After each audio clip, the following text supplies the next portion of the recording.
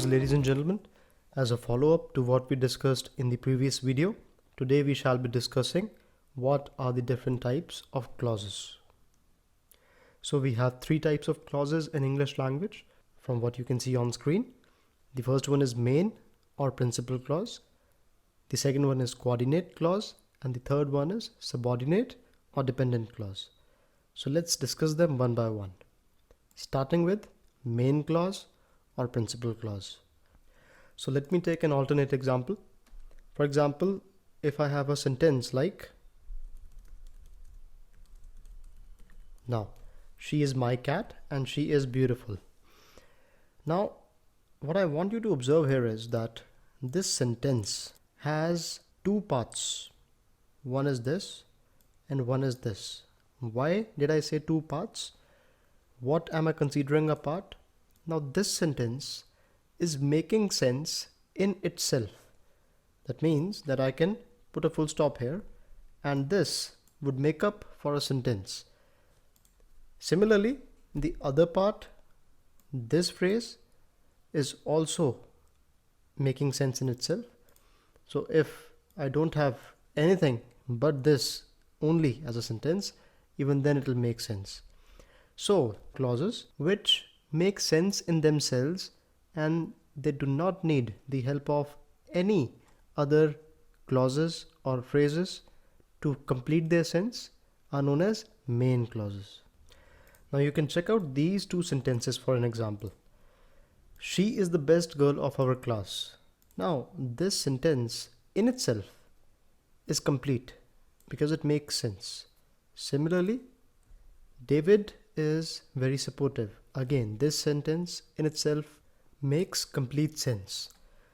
The concept will be more clear to you as we proceed further. Let's discuss the second type of clause, which is coordinate clause. Now, as the name itself suggests, this clause will coordinate. Now, what will it coordinate with? It will coordinate with a main clause to make sense. Unlike a main clause, a coordinating clause will never make sense in itself. Now look at this example over here.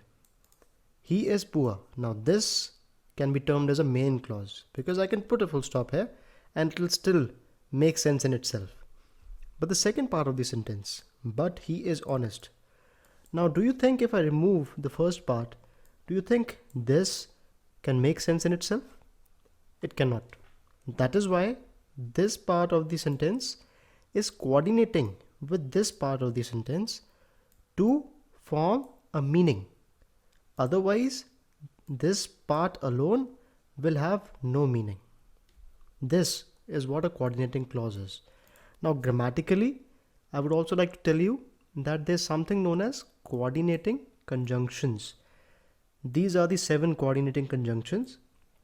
The name coordinate clause comes from these coordinating conjunctions. That means whenever we use a coordinating clause with a main clause using a coordinating conjunction, that is when we term this clause as coordinating clause. To recapitulate, a coordinate clause is a clause that cannot be used by itself.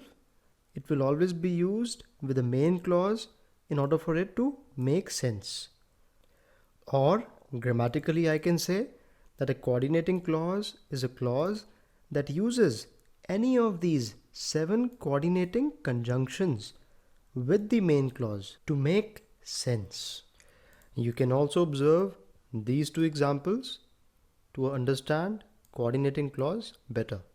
Now here again I have used one of the coordinating conjunctions in order to form a clause which otherwise wouldn't have made sense in itself, and I have used it to complement a main clause. Or this clause is coordinating with this main clause using the coordinating conjunction or to make up a meaningful sentence. Now let me go back to main clause for a minute. Remember we discussed this sentence? We discussed that this is a main clause and this is a main clause. Now, if this is a main clause, what is this? This, my friends, is the coordinate clause. if this is a main clause, then what is this? Then this, my friends, is the coordinate clause. So I hope the concept of main clauses and coordinate clauses are clear to you all.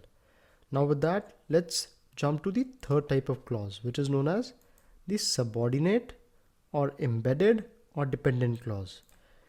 Now these are all different names for the same clause. So what are subordinate clauses? Well, like we discussed, that there's something known as coordinating conjunctions. Now there's something known as subordinating conjunction also. Now I'll be discussing subordinating conjunctions along with other types of conjunctions in a separate video, wherein I will only discuss conjunctions. But to understand the context of subordinating clauses, I would like you to go through a list that I prepared for you of all the important subordinating conjunctions.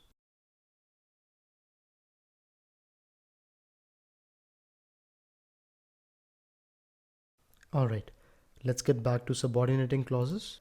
Now pay attention to what I say. Subordinate clauses, just like coordinate clauses, the ones that we studied previously. Subordinate clauses, just like coordinate clauses, also cannot make sense in themselves. They will also be joined with a main clause in order for them to make sense as a whole. But the difference is that in coordinate clauses, we used to use coordinating conjunctions. In subordinate clauses, we will use subordinating conjunctions. Now I'm sure by now you would have been able to figure out. Now let's take this sentence for an example. Now in this complete sentence, this part, as we can rightly observe, is a main clause, because he is happy can be a sentence in itself and it will make complete sense. But the first part, although he is poor, now this part cannot make sense in itself. It will be incomplete. And it is using though, which is a subordinating conjunction. That is why in this complete sentence, this part or this clause is a subordinating clause, whereas this clause is a main clause.